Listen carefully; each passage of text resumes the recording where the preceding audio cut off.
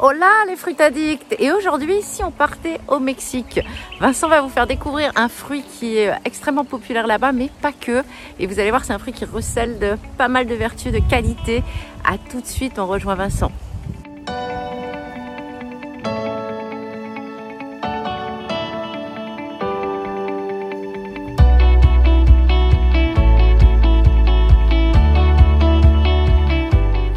Hola, ¿qué tal? Hey, muy bien.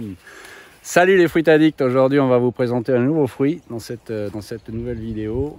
On va vous présenter la sapotille. Voilà, c'est un fruit qui est très connu, originaire du Mexique, péninsule du Yucatan, et qui a été répandu, introduit un peu partout aujourd'hui dans le monde. Voilà. Alors, qu'est-ce que tu peux nous dire sur sa culture, sa plantation? Est-ce que c'est un fruit qui est facile à cultiver déjà? Tiens. Alors, il y a beaucoup de choses à dire sur ce fruit-là, mais on va essayer d'être concis pour éviter de faire une vidéo de 3 heures. Mais c'est vrai qu'il y a beaucoup de choses à dire sur ce fruit-là. Alors, pour la culture, c'est un fruitier bien sûr qui est adapté à la Nouvelle-Calédonie, puisque c'est pas un fruitier qui est exclusivement tropical, même s'il vient d'une zone tropicale. Donc c'est un fruitier, c'est une espèce qui va s'adapter de ces conditions subtropicales, qui va s'adapter aussi de climats un peu plus secs parfois, qui va être particulièrement adapté à des sols calcaires. Donc je pense à l'IFU par exemple. Oui. Voilà, ça c'est une espèce qui pourrait être... s'éclaterait là-bas. Ah oui, ouais. Qui pourrait... Mais parce qu'on se retrouve sur ces sols-là, un peu comme sur le Yucatan, là où c'est qu'on a ces dalles coralliennes. Donc ça c'est vraiment l'environnement idéal pour cette espèce-là. Mais encore une fois, ça a la possibilité de s'adapter. Et donc ici, en l'occurrence, on a des pH acides, on a des sols acides et drainants. Ça le fait quand même malgré tout. La seule limite où là les arbres vont souffrir, voire ne vont pas pouvoir se développer normalement, ce sont des sols hydromorphes avec de la glaise. Ça, ils vont pas aimer. Vont pas aimer. Voilà. Il faut du drainant. Ça, c'est vraiment, on va dire, le seul côté, caractère limitatif pour cultiver cette espèce-là. Voilà. Sinon après, c'est ça s'accommode un peu. Une fois que c'est implanté, c'est ok. Voilà. Alors là, on a un fruit. Ouais, on a un petit fruit. Alors j'étais en train de regarder là juste avant que tu arrives. Il n'est pas encore mûr celui-là. Comment on sait si c'est parce que tu vois, j'ai gratté un petit peu et là on voit que c'est vert encore dessus, c'est vert clair. Ça. Donc il faut encore attendre, patienter. Là, on a cueilli un peu plus haut là sur d'autres arbres, on a cueilli d'autres fruits qui eux sont mous. Et on voit ils sont déjà un peu plus marronâtres, jaunâtres, marronâtres. Ça commence, donc ceux-là commencent à être pas mal. Ouais. Alors on va voir les fleurs aussi. Alors c'est un fruit qui après encore une fois se ramasse normalement pas mou, il se ramasse un peu dur et qui est climactérique et qui va mûrir dans les 2-3 jours suivant qui suivent la cueillette. Tu peux bien nous montrer les fleurs? Ouais, donc là on s'aperçoit qu'on a il y a une petite fleur là qui s'est ouverte, donc c'est une espèce auto-fertile. Tiens, on va la polliniser manuellement. Donc c'est nécessaire de polliniser manuellement on peut pas parce que comme on voit il y a beaucoup de fleurs. Mais bon là pour le fun et l'avantage c'est que là ça favorise la pollinisation. Mais on peut pas faire ça honnêtement. C'est une espèce qui se pollinise toute seule. C'est auto-fertile, hein, ouais. Oui, on peut pas faire chaque fleur comme ça à la main, on n'en finirait pas. Donc là ce sont des jeunes arbres ça. Ça c'est greffé ou c'est... Ça c'est greffé, c'est une variété sélectionnée des Philippines. Ponderosa. On a plusieurs variétés ici, Saumania, Ponderosa, prolifique. Voilà, il y a des tonnes de variétés dans le monde qui ont été sélectionnées un peu partout. Les Philippines ont de très bonnes variétés de Chico, c'est l'appellation, c'est le nom de ce fruit là-bas aux Philippines. Voilà, donc après ici on a beaucoup de génétique. J'ai des génétiques issues de graines. Donc que tu as trouvé ici sur des fruits locaux que j'ai trouvé ici, qui ont été, mais quand même malgré tout, qui ont été introduites. Oui, bien sûr. Donné, hein. Donc voilà, des graines qui viennent de Thaïlande, des graines qui viennent du Mexique, un peu de partout. Donc dans ce petit verger, on a toutes ces génétiques et on commence à avoir maintenant les premiers fruits qui vont nous permettre de juger un petit peu de la qualité de ces différentes variétés. Il y a une petite frustration dans ce fruit, je trouve, c'est la longueur maturation du fruit, parce que celui-ci, ça fait 6 mois qu'on l'attend.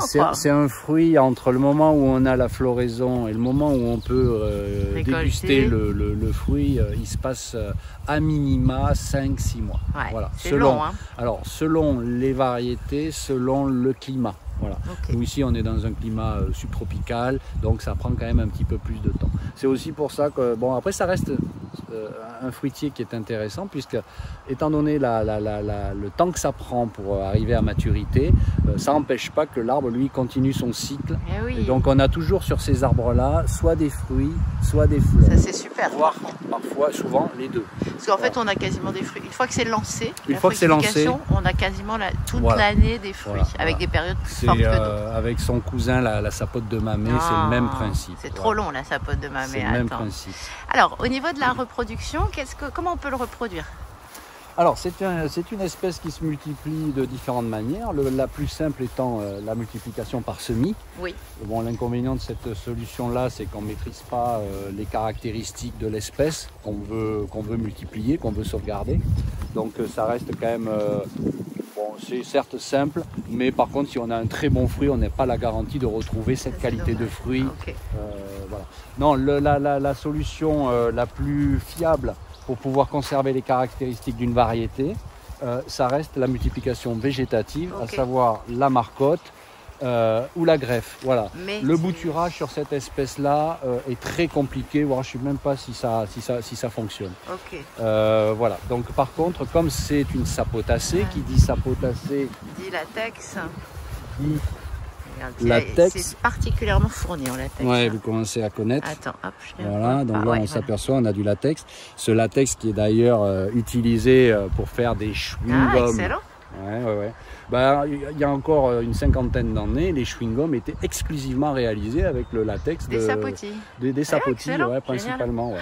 Bon, aujourd'hui ça a été remplacé. Mais... compliqué sur le bouturage. Oui, donc par rapport à ce latex, on a déjà vu ça dans d'autres vidéos, donc toutes ces espèces qui présentent des latex. Ah oui, alors tiens, là on va regarder.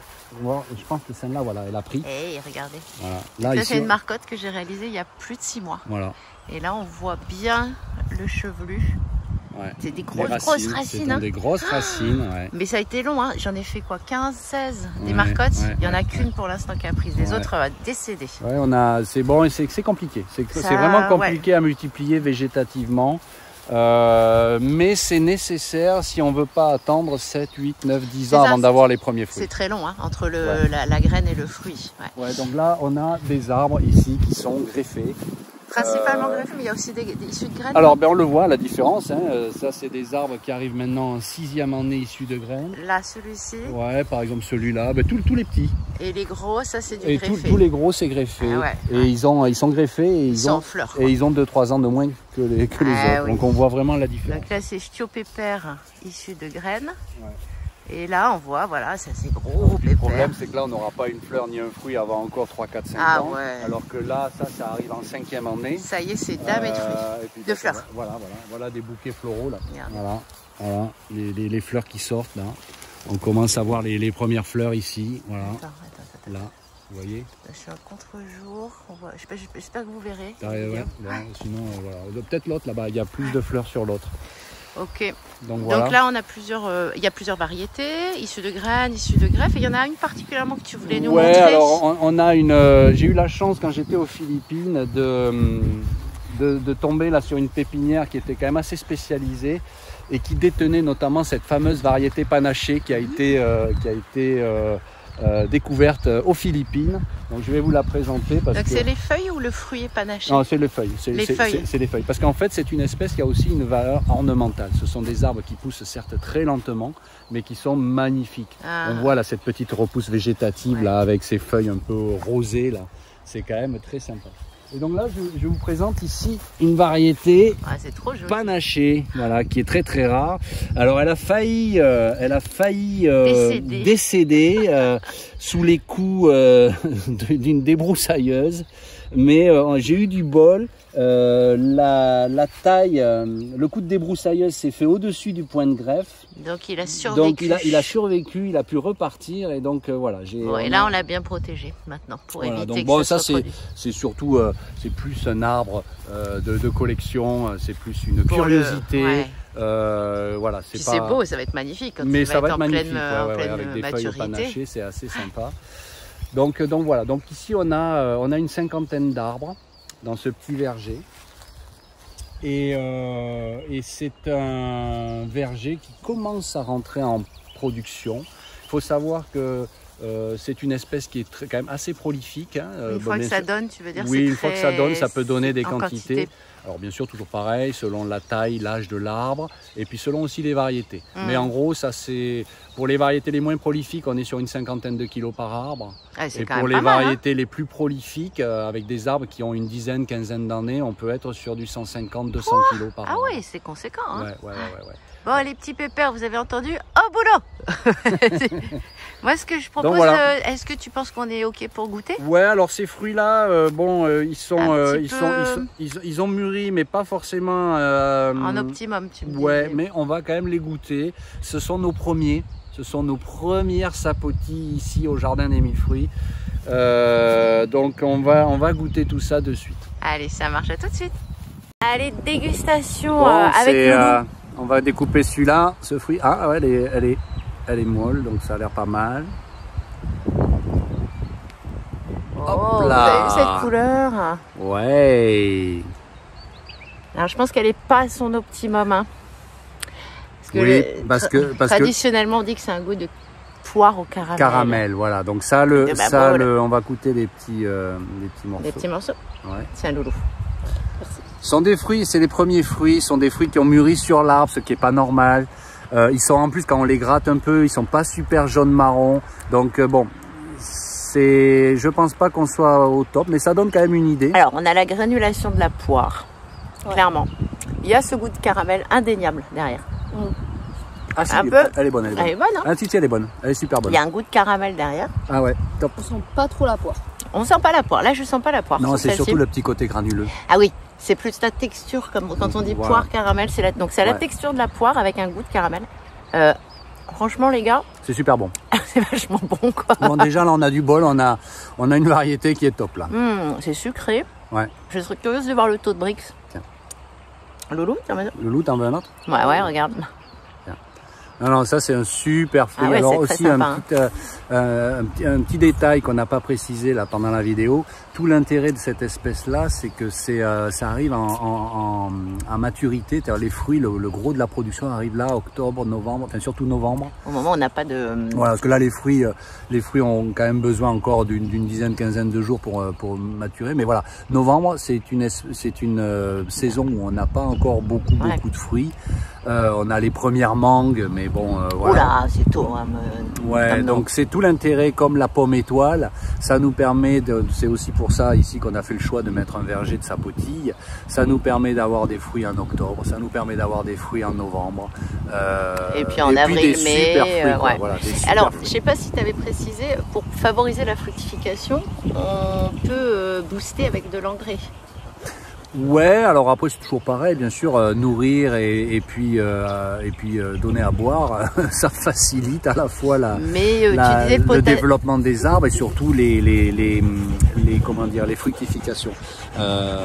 On a beaucoup d'études qui ont été faites sur le sujet. On s'aperçoit que le rapport NK, c'est-à-dire azote, potassium, joue beaucoup sur notamment la fructification. Si on veut des belles fructifications, il faut bien booster avec ça. Il faut bien booster avec de l'azote. Eh ben dis donc les chiens là. Ah ouais, ça y est, arrivage. Il faut bien booster avec de l'azote et du potassium. Donc nous ici, on utilise ici un 6,4,12.